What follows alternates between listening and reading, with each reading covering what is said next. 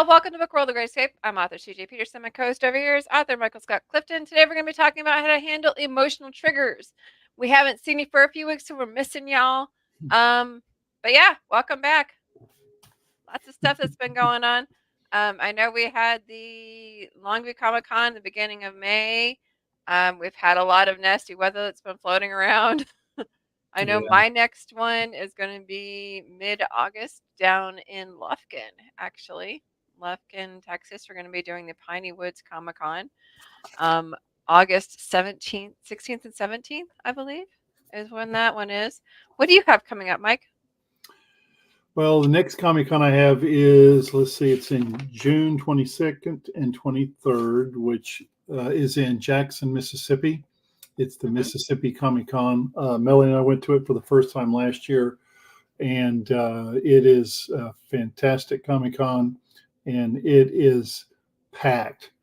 There were so many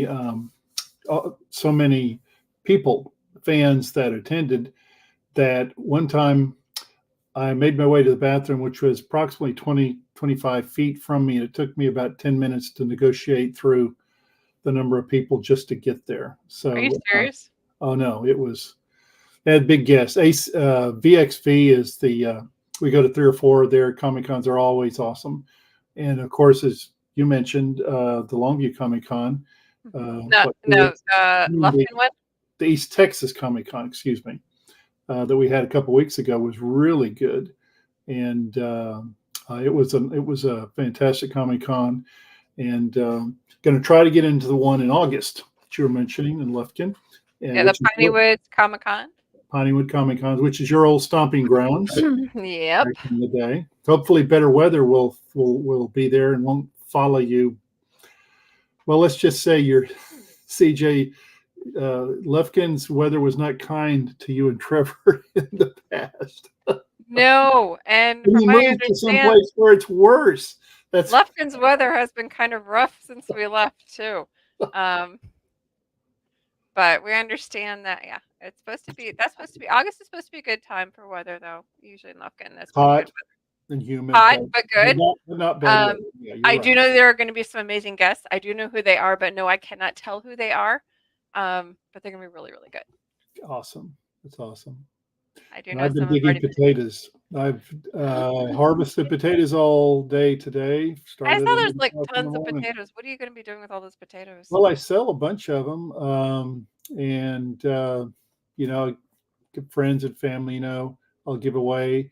But it's not as easy as people might think on growing potatoes. You have to, and my late father-in-law used to get mad at me because he's a true East Texan. I said, well, it's time to pull potatoes. And he would look at me sternly and said, no, it's time to dig potatoes. You dig potatoes, you don't pull them.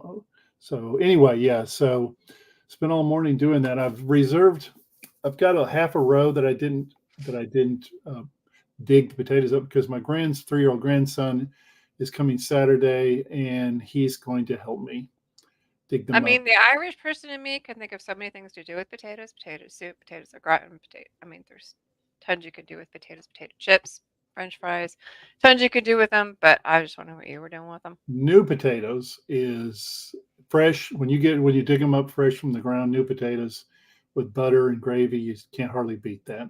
Baked potatoes, fried potatoes, hash browns, all sorts of fun stuff. But, oh yeah. So, like I said, it's been a little bit since we've had a chance to talk with you guys. And next week we're going to have a special guest. We're going to be having Peter Crowley, who's going to be talking about his genre, which is short fiction. Then the next week on June 5th, we're going to have Whit McClendon. His genre is epic and urban fantasy. So we have some guests coming up, which we're pretty excited to share with you guys. But today we're going to be talking specifically about how to handle emotional triggers.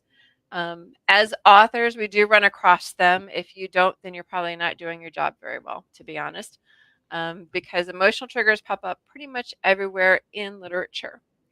Whether it has to do with abuse, whether it has to do with even just violence in any way, shape, or form, you're going to run across it. Whether it has to do, actually, pretty much with anything. There's going to be triggers everywhere. So the question is, how do you handle them?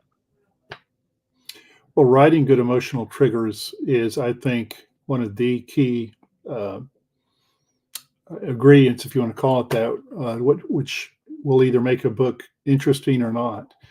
And of course, the emotional triggers have to be believable, but they also have to be written in such a way that the reader has a commonality; they can relate to the emotional triggers, and they we're most of us are pretty familiar with a lot of the emotional triggers. They can be You can introduce them as a writer via memories, Hmm. for example, experience, past and present, uh, events that trigger an emotional response. Um, Sometimes you can use them with your character if it's something that they're familiar with, that they're good at, that they're passionate about, which again has a lot to do with your fictional character's background, Hmm. where you can write a good emotional response or emotional trigger, um, and it can also be part of their personality, Hmm. uh, And so, gosh, there's so many different ways as a writer you can have these emotional triggers, introduced and be effective in terms of your characters. But and a good example would be, I was trying to think. Let's say that when you were growing up, let's take the bully for example. Bully's a good. It's kind of a cliche, right? But let's say somebody, your character when they were younger, uh, they had a bully that used to harass your character on a daily basis. Flash forward 10, 15, 20 years later.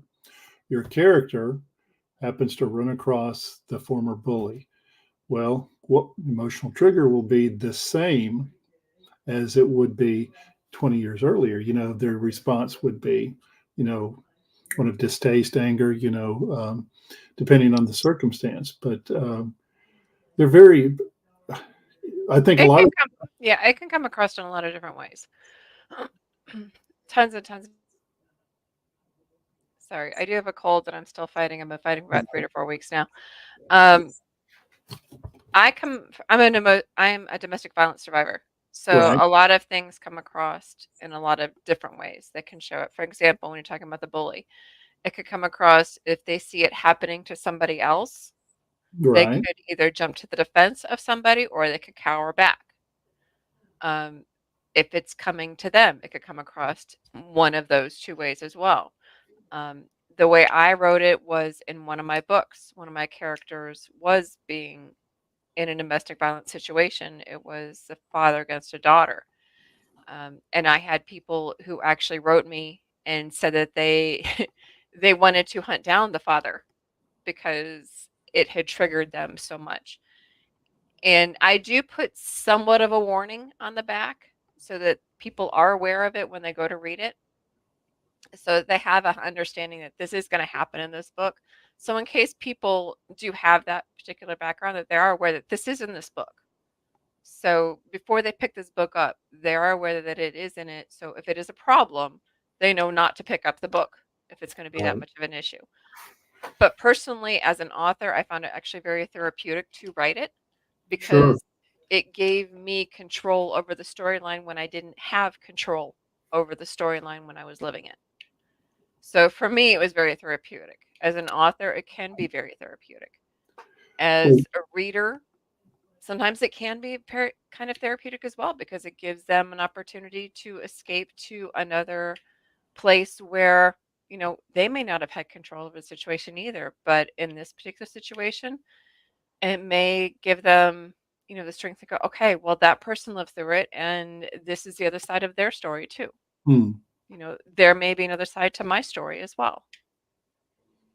If So, they're Obviously, if a reader can relate to the character's situation, the same emotional trigger, bullies, for example, then it makes it very easy for them to segue into the book. The very first book, my first book, The Treasure Hunt Club, that I wrote, a had a bully that harassed the main character, who would come back to haunt the main character in adulthood later, which was an essential part of the story. And that is something that I think we can all relate to. And the rich girl and fantasy series Conquest of the Veil. In the first book, The Open Portal, main character Mona Parker was being bullied by a rich classmate, kind of a Mean Girls, Mhm. situation. Again, things that you can relate to, and so the I will say, CJ, what makes an emotional trigger effective in writing has to be it has to be somehow part or related to the development of the character. In other words, if the emotional trigger for the character that one is writing is completely at odds with the character itself, their personality, the things that the writer took great pains to try to create when making a character, then um, that's kind of a disaster, because what you're doing is you're writing a emotional trigger into your character's life that is like, which is completely foreign, and it won't make sense to the reader. And I think it makes it less valid. I mean, what do you think about that?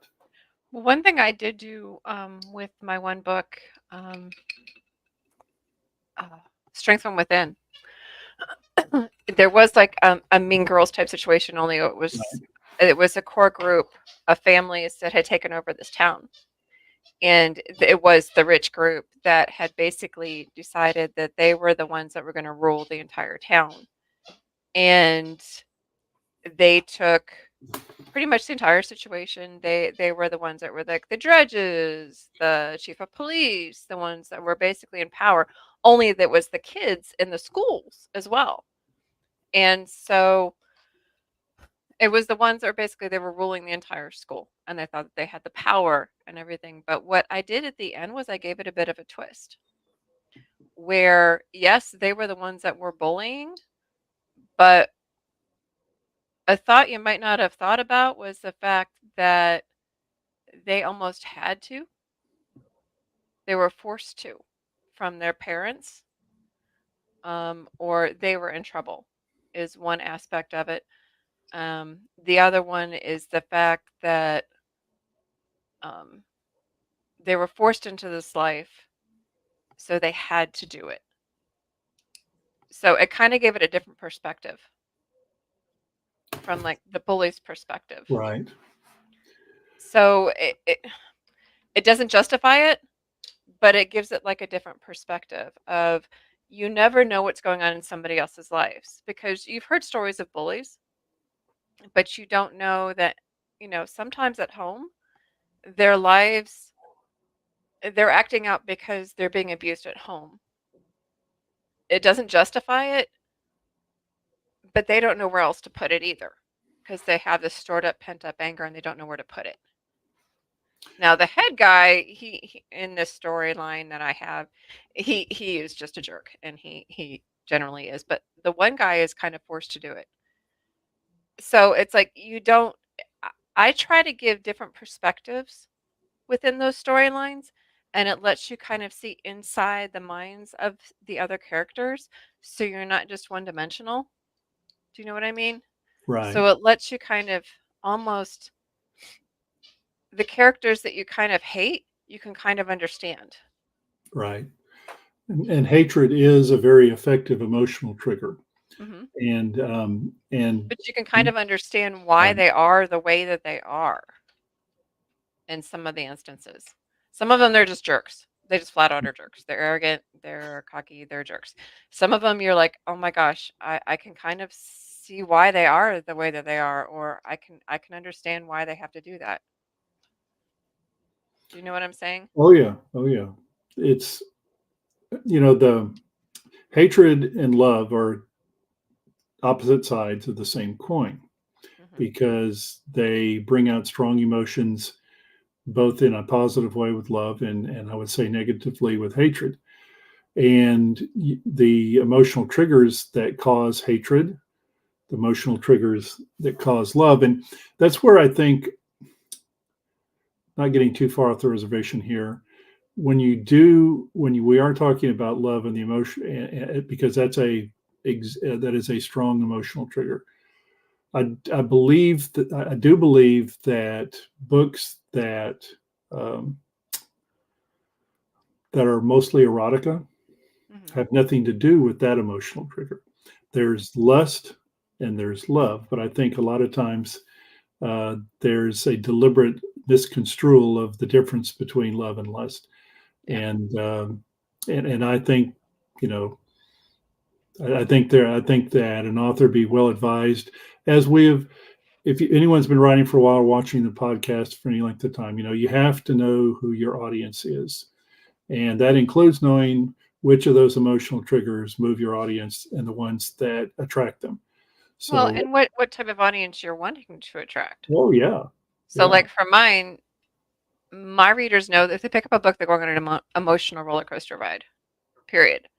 It's not uncommon for my readers to laugh and cry within the same book, and even want to throw the book at times. I've literally had readers tell me they've thrown a book across the room. So if I can make you laugh and cry in the same book, I know I've reached your emotional core, and with that includes emotional triggers.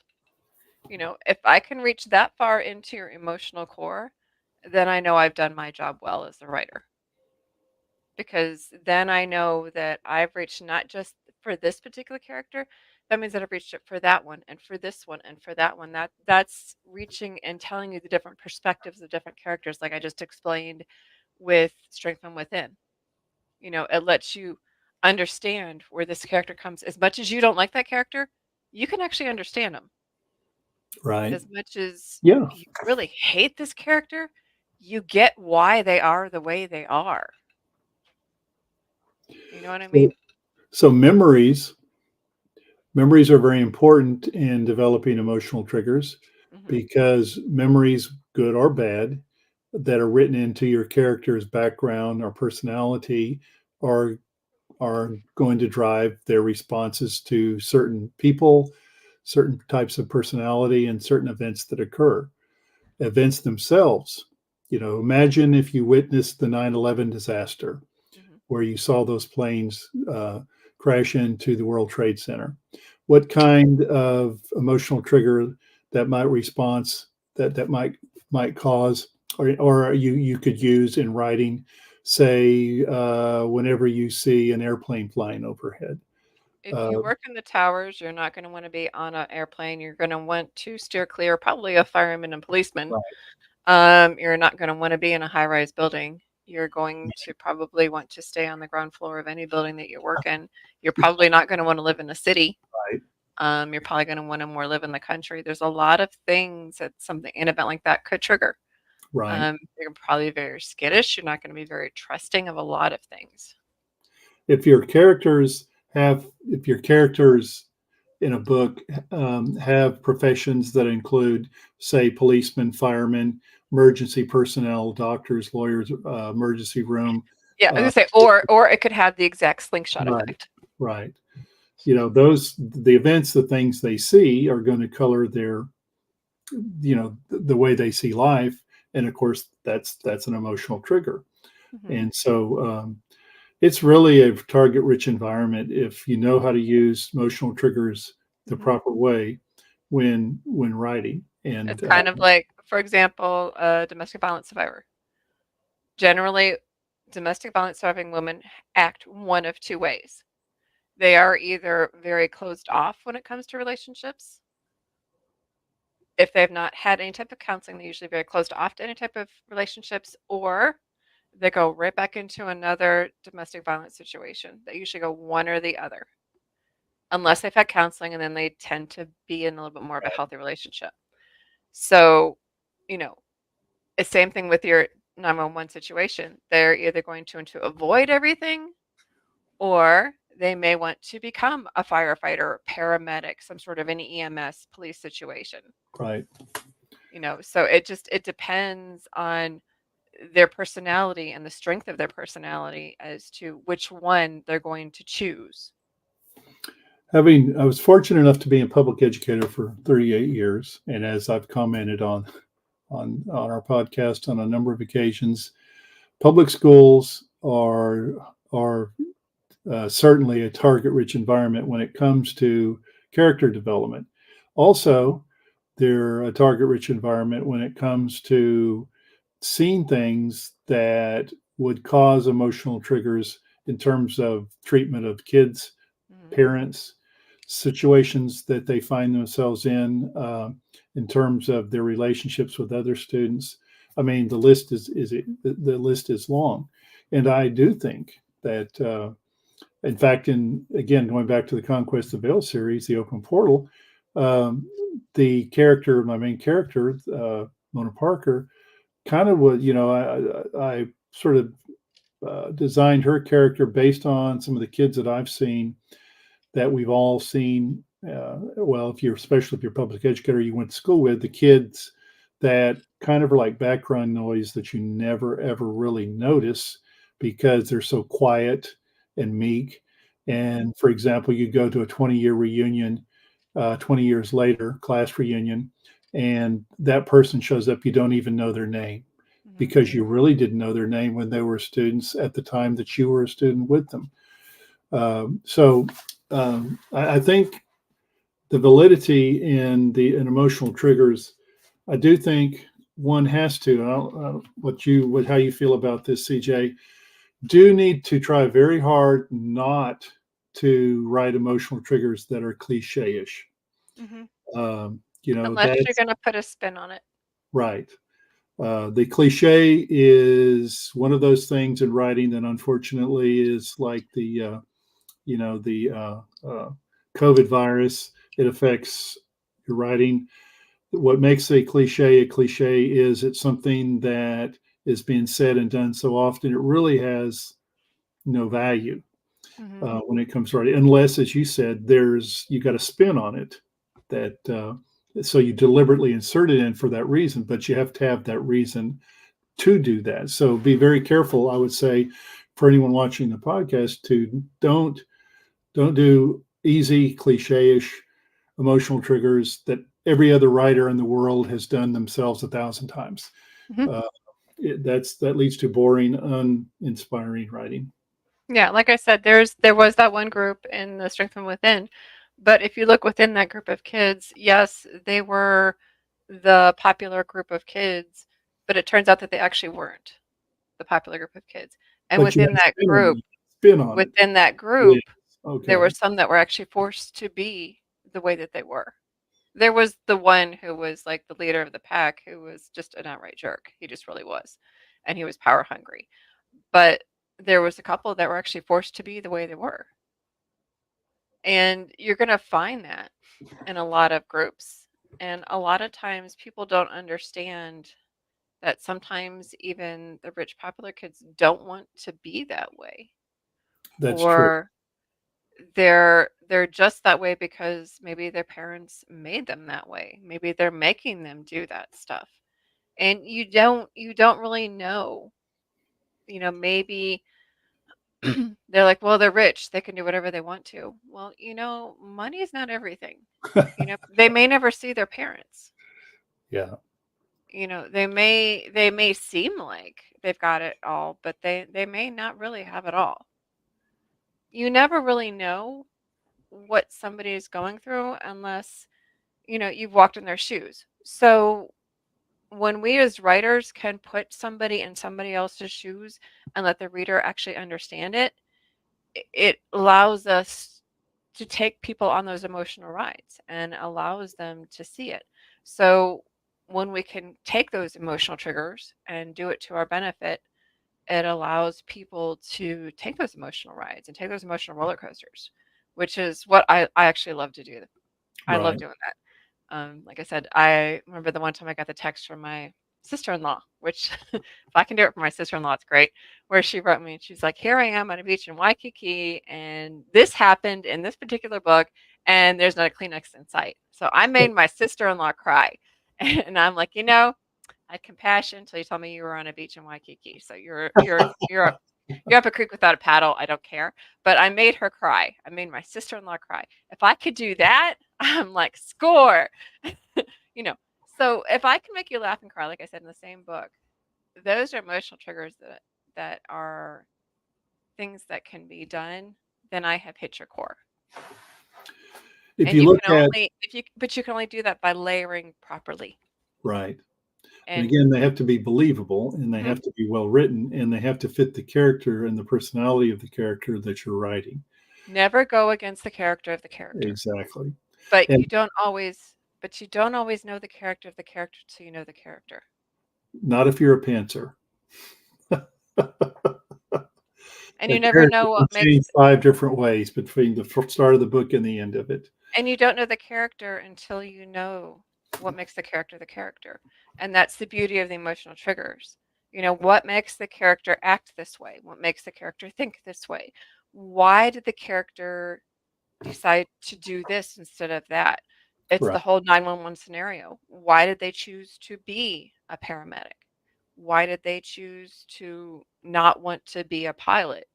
You know, why did they choose to do this instead of that? You never know until you know, what makes them the way that they are. Did something happen? The elements of a good story, the elements of building, your story from the ground up is much like a blueprint an architect would create in creating a building.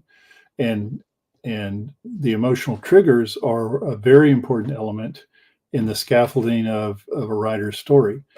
And when the best writers, uh, the best writers are those that can write very effective strong emotional triggers that fit their story and fit their character's personality and have a consistency about it that lasts from page one to the last page. Hmm. And I think it behooves us as writers to to be very mindful of the fact that these emotional triggers are one of those elements that can make or break your book if they're inconsistent, if they're kind of vanilla, plain vanilla, kind of boring, cliche-ish, Hmm. to use that word again.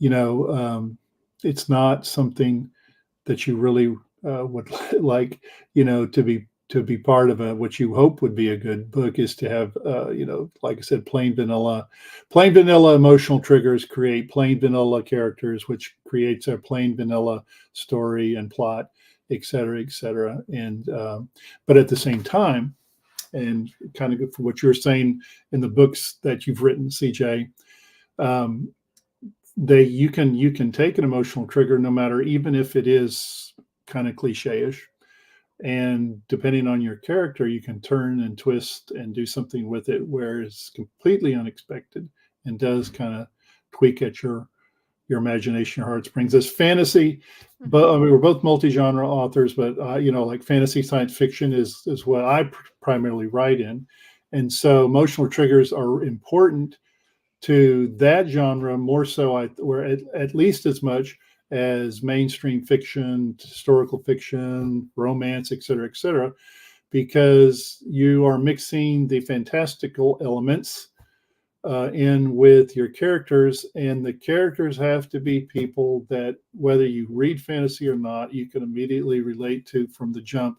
And if you can't, particularly again, I think more so with science fiction and fantasy, at least that's my belief, those genres, you really have to have strong characters and emotional triggers on what drives them and what their reactions to them is very important to a successful story and to building an audience Hmm. uh, for your books. I mean, think about it this way: people are people at their core.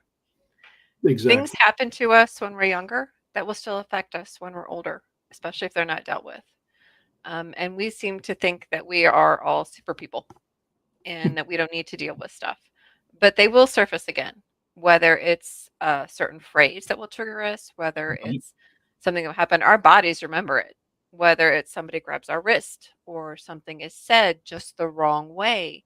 You know, there will be something that will trigger us, and whether it's a nuclear trigger or whether it's a slight trigger or something made us the way that we are today. And it's the same thing with our characters. I love people watching. That's the one thing I do miss about malls. I was never a mall rat, but I love to just go and watch people. I was a youth leader for 18 years. Watching kids is amazing. Watching them grow and develop is fun as I'll get out. But watching people and just watching how they react and act around other people is an interesting thing to watch, and I never get tired of it. People are just people at their core.